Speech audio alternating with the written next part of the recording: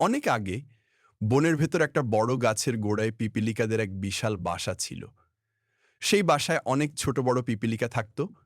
তারা সবাই মিলে পরিশ্রম করে খাবার সংগ্রহ করত। ছোট পিপিলিকা টুকটুক ছিল খুবই চঞ্চল। সে অন্যদের মতো কাজ করতে চাইতো না। যখন তার বন্ধুরা সারাদিন করে খাবার জমাতো, টুকটুক তখন মজা করত, লাফালাফি করত। একদিন বয়স্ক পিপিলিকা দাদু টুকটুককে বলল, বাছা, জীবন মানে শুধু মজা নয়, পরিশ্রমও দরকার।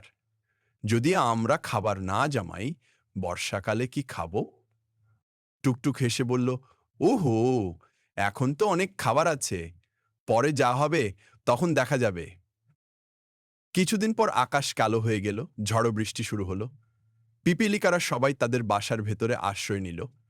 কিন্তু সমস্যা হলো, টুকটুক খাবার সংগ্রহ করেনি। সে খুব ক্ষুধার্ত হয়ে পড়ল। টুকটুক দেখল, যারা পরিশ্রম করেছিল তারা সবাই নিশ্চিন্তে খাচ্ছে। লজ্জায় তার চোখে জল চলে এলো। সে বুঝতে পারল, শুধু মজা করলে চলে না, পরিশ্রম করাও দরকার। ভর বৃষ্টি থামার ওপর টুকটুক প্রতিজ্ঞা করল, সে আর অলস থাকবে না। পরের দিন থেকেই সে বন্ধুদের সাথে মিলে খাবার সংগ্রহ করা শুরু করল। সবাই তাকে দেখে অনেক বেশি খুশি হলো। পিপিলিকা দাদু মৃদু হয়ে এসে বলল, এই বনে আনন্দ দরকার, কিন্তু পরিশ্রমও গুরুত্বপূর্ণ। টুকটুক আজ সেটাই শিখল। সেদিন থেকে টুকটুক শুধু মজা করত না, পরিশ্রমও করত। কারণ সে জানত, জীবনে চলার পথে শুধু হাসি খুশি নয়, দায়িত্ব নেওয়াটাও জরুরি।